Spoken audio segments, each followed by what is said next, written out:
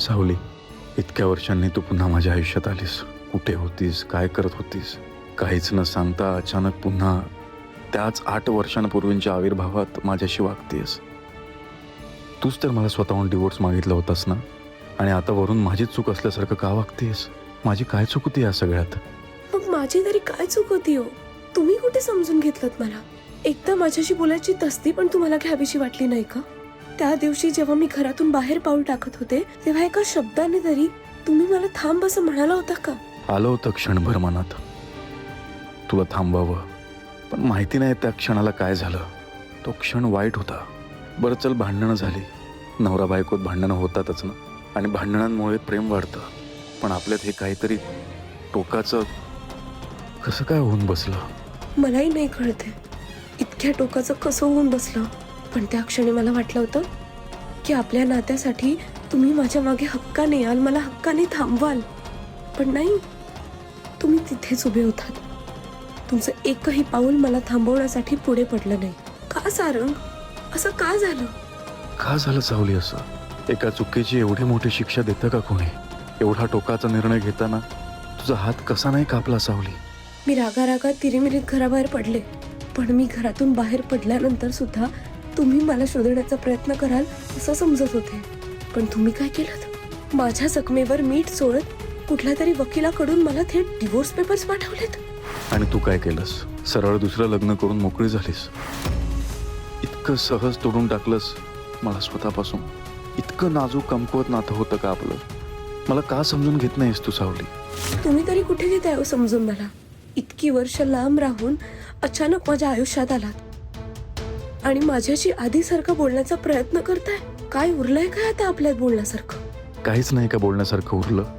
आपल्या नात्याची सावली सुद्धा उरली नाहीये आता. तू काही बोललीस का? नाही, तुम्ही काय बोललात?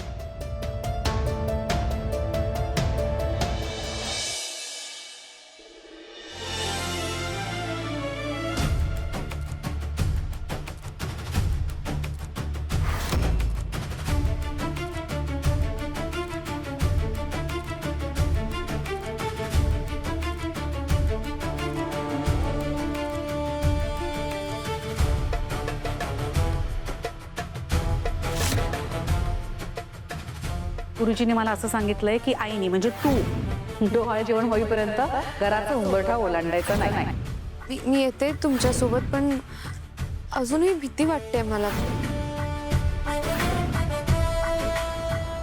सावली, सावली,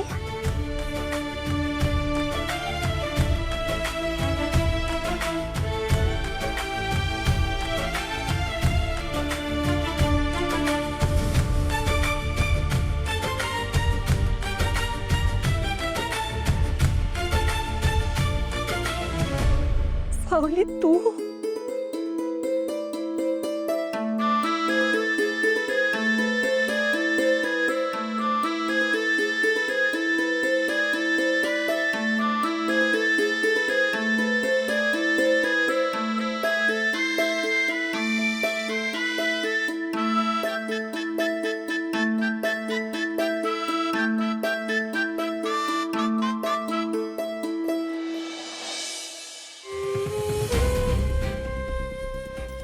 थँक्यू.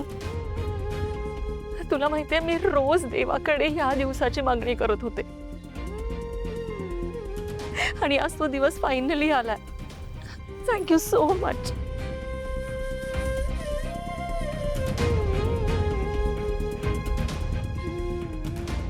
कुठे होतीस तू? काय केलंस? कशी जगलीस? हे सगळं काय होऊन बसलं तुझ्या आयुष्यात? माझ्यामुळे तुला हे घर सोडावं लागलं. मी जर त्या दिवशी... वहिनी वहिनी, असं नका बोलू. तुम्ही समजता तसं काही नाहीये. तसंही जुन्या गोष्टी उकरून काढण्यात काहीच अर्थ नाहीये वहिनी. आणि सगळ्यात महत्वाची गोष्ट, त्या जुन्या गोष्टी मनात ठेवून स्वतःला दोष देणं बंद करा. नाही सावली, वहिनी, विसरून जा आता. मी विसरले सगळं. विसरून जा. आणि तूही विसरलीस म्हणजे? काय काय विसरली सावली? इतक्या सहजासहजी सगळं विसरता येतं का ग?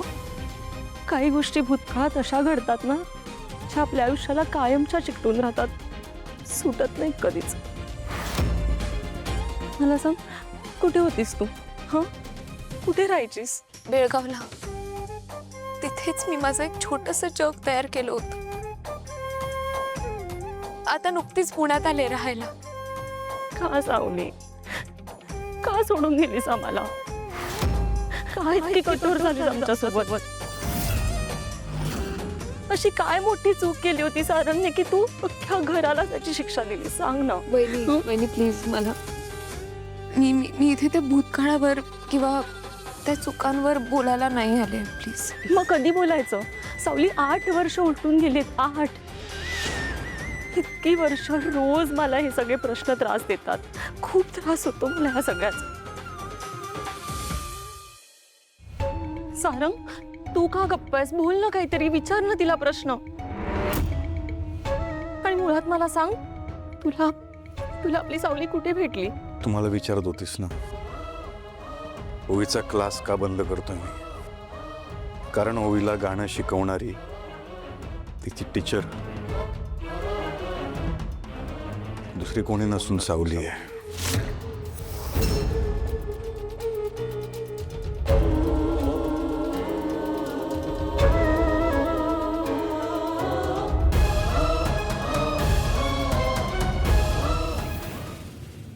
आमच्या वेळेला तू गाणं शिकवायचीस?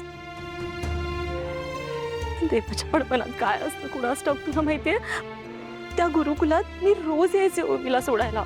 गेटवरच थांबायचे. ती मला कायम म्हणायची, माझ्या टीचरला भेट. पण मीच म्हणाले होते नंतर भेटते. तेव्हा चालले असते ना आत तिला सोडायला, तर मला केव्हाच भेटली असतीस तू सावली. म्हणजे ते गुरुकुल तू चालवतेस? गुरुकुलात गाण्याचे क्लास घेते आणि ओवी माझी सगळ्यात आवडती स्टुडंट आहे.